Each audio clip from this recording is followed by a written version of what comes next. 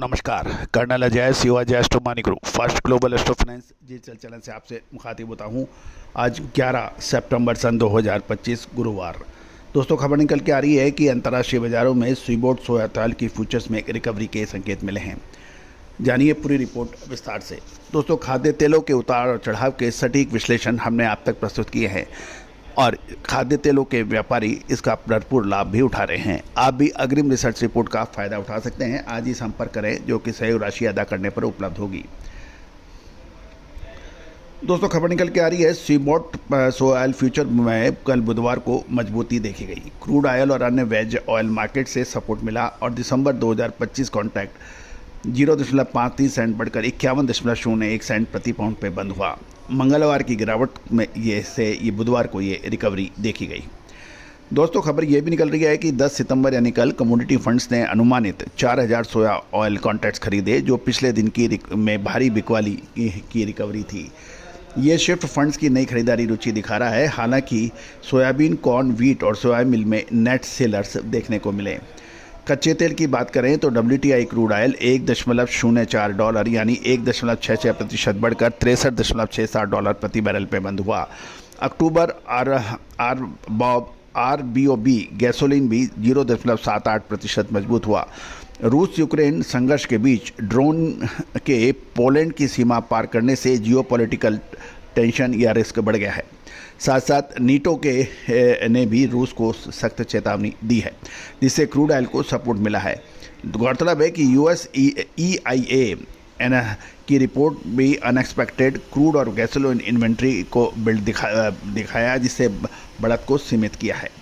Ice canola future मजबूत तो देखे गए। नवंबर $8.40 बढ़कर $628.10 प्रति टन और जनवरी $10.70 बढ़कर $640.70 पर बंद हुए। हालांकि प्राइस अभी भी मल्टी मंथ लो के आसपास है, क्योंकि कनाडा हार्वेस्टिंग आगे बढ़ रहा है और चाइना टैरिफ अनिश्चितता अभी भी बनी हुई है।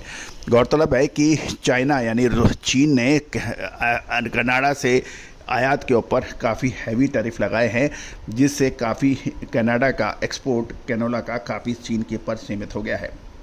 अब यूरोनेक्स्ट की बात करें तो रेपसीड नवंबर 2025 कॉन्ट्रैक्ट €3.25 बढ़कर 467.75 यूरो प्रति टन पर बंद हुआ है।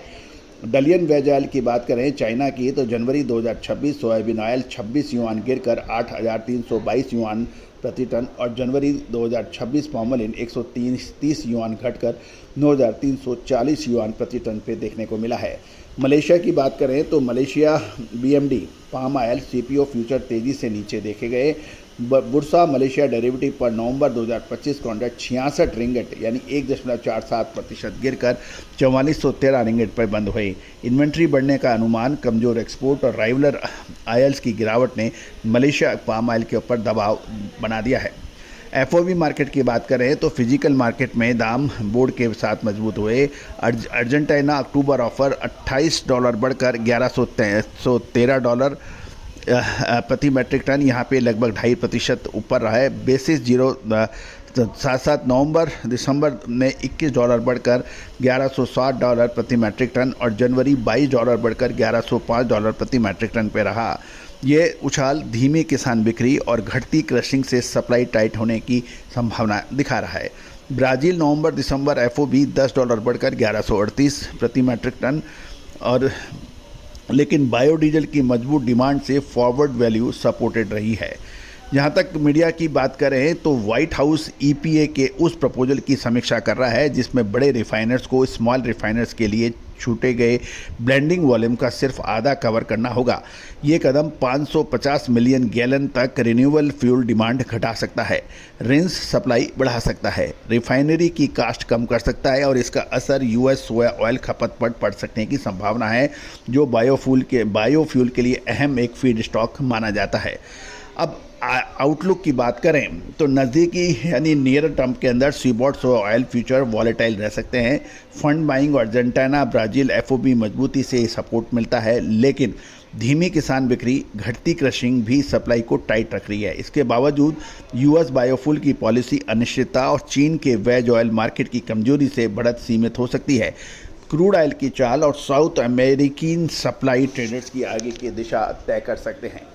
दोस्तों, अक्सर कहा जाता है कि यदि हमें सारी जानकारियाँ मिल जाए तो हम भी एनालिसिस कर सकते हैं, हम भी बात कर सकते हैं। दोस्तों, ये सभी उन स्टूडेंट्स के लिए, विद्यार्थियों के लिए, विश्लेषकों के लिए है जिनको पूरी जानकारियाँ राष्ट्रीय व अंतर्राष्ट्रीय नहीं मिल पाती है। तो ये दोस्तों, ये उन लोगों के लिए भी है। लेकिन दोस्तों, ये चीज़ ध्यान रखिएगा, इंडियन सिस्टम ऑफ एनालिसिस यानी भारतीय अनुसंधान पद्धति और फंडामेंटल एनालिसिस का जब अद्भुत संगम होता है तब आपको अधिकृत आप चमत्कारी रिजल्ट नज़र आते हैं। क्योंकि तेज़ी आने के बाद तेज़ी के 50 कारक और मंदी आने के कारण मंदी के 50 कारक होते हैं।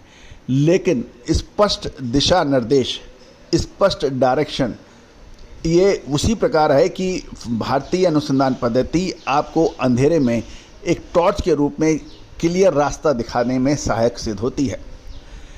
जब ये कहा जाता है कि when nobody works, this is only Indian system of analysis works in the global market। और यही वजह है कि आज पूरा विश्व, चाहे Argentina, Brazil, Indonesia, Malaysia, America, ये सभी देश आज भारतीय अनुसंधान पद्धति की तरफ बड़ी आशा भरी नज़रों से देख रहे हैं और लगातार इस विश्लेषण को अपनी भाषाओं के अंदर, फ्रेंच, स्पेनिश, इंग्लिश और इनके अंदर ट्रांसलेट कर कर देख रहे हैं। दोस्तों, आप क्यों नहीं फ़ायदा उठाते हैं? एक बार बात ज़रूर करें। All the very best, good luck, happy trading. Sonakshi की रसोई में आज की स्पेशल गेस्ट है मौसमी चैटर्जी जी। ये जी नहीं, मौसमी आंटी। ओके आंटी मौसमी, तो आज आप क्या बनाएंगी? मैं क्यों बनाऊं? मैं तो गेस्ट हूँ, आप बनाओ, हम खाएंगे। एक्टिंग में तो हिट हो, अब खाना बनाओ सुपर हिट। ठाट से बनाऊंगी खाना, है ना द बेस्ट एवरीडे मसाला। आओ बनाते हैं मसालेदार छोले। छोले हर रोज के करी में एवरीडे मसाले, शाही बिरयानी में स्वाद का जायका। पटल पोस्तो और शुष्य इलिश भापा।